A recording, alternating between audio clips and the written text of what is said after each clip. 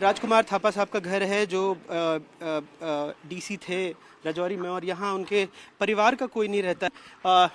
ये आप देख सकते हैं, ये उनकी सरकारी गाड़ी, और किस तरह से आप ये देखिए किस तरह से उनको जो कल रात शेलिंग हुई है उनकी सरकारी गाड़ी में, उनके सरकारी आवास में, ये देखिए पूरी तरह से छलनी कर दिया है इन दीवारों को। पूरी तरह से इनके जो पारिवारिक सदस्य हैं वो यहाँ नहीं रहते थे, ये उनका सरकारी आवास है। और ऐसा नहीं है, आसपास भी देखिए, आसपास सामने के इन घरों में देखिए, इनमें भी किस तरह से शेलिंग हुई है। और चारों तरफ से अभी सुरक्षाकर्मी चूँकि अंदर हैं और उन्होंने अंदर आने से मना किया है, लेकिन बाहर से ही आप समझ सकते हैं कि किस तरह से इन घरों को निशाना बनाया गया है। जो भी यहाँ पर सैन्य बल के लोग आसपास में रहते हैं उन्होंने भी हमें बताया, और जो बाज़ार के इलाके से हम होकर के आ रहे हैं वहाँ पर भी आप देख सकते हैं कि किस तरह से लगातार पूरी रात शेलिंग होती रही है।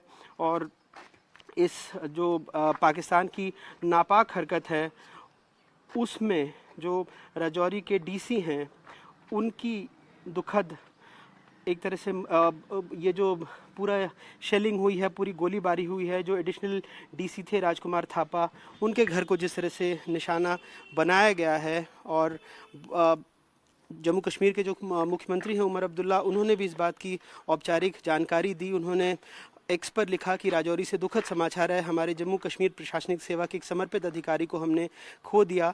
वो कल ही डिप्टी सीएम के साथ ज़िले में घूम रहे थे, मेरी अध्यक्षता में हुई ऑनलाइन बैठक में शामिल हुए थे। आज उनके आवास पर पाकिस्तानी गोलीबारी की गई, राजौरी शहर को निशाना बनाया गया, जिसमें हमारे अतिरिक्त जिला विकास आयुक्त राजकुमार थापा की मौत हुई।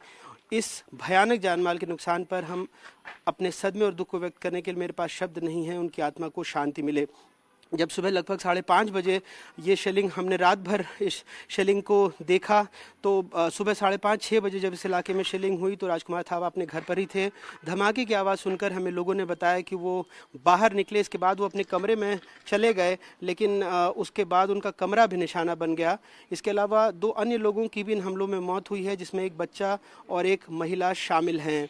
रात भर हमने ये भी देखा कि किस तरह से हमारे सुरक्षा बलों ने यहाँ जो ड्रोन आए थे उनको भी निशाना बनाया, उनको ध्वस्त किया। लेकिन देखिए, एक अधिकारी जो अपने कर्तव्य को निभाने में जुटा हुआ था, वो जब सुबह देखने आता है, अपने घर से बाहर निकलता है, इस कंपाउंड में जहाँ चारों तरफ रिहायशी इलाका है, आप सोच भी नहीं सकते उनकी सरकारी गाड़ी निशाना बनी है, किस तरह से इसमें ये हर जगह से टूट गई है। और उनके दीवारों में आप देखिए जगह जगह पर ये छर्रे के निशान हैं। अगर मेरे कैमरा सहयोगी यहाँ आपको आकर दिखाना चाहें तो आप देखिए कि किस तरह अंदर भी स्प्लिंटर्स गए हुए हैं। अगर वहाँ से आप रिजवान भाई करें तो शायद आपको कुछ अंदर की तस्वीरों से भयावहता, वहाँ से अगर आप जूम करें तो आपको शायद अंदर की तस्वीरों की भयावहता समझ में आएगी। वहाँ से आप दिखा पाएंगे हमारे दर्शकों को कि क्या अंदर का सूरत हाल है। तो यहाँ जो भी लोग थे उनसे हमने बातचीत करने की कोशिश की, लेकिन अंदर जो सुरक्षाकर्मी हैं वो बहुत ज़्यादा अभी बातचीत नहीं कर रहे हैं। लेकिन एक भयानक हमला पाकिस्तान की तरफ से किया गया, निर्दोष नागरिकों को निशाना बनाया जा रहा है लगातार। और इसी में जो अतिरिक्त विकास आयुक्त हैं राजौरी के, राजकुमार थापा, उनकी मौत हो गई, वो शहीद हो गए। राजौरी से अपने कैमरा सहयोगी रिजवान खान के साथ अनुराग द्वारी, NDTV।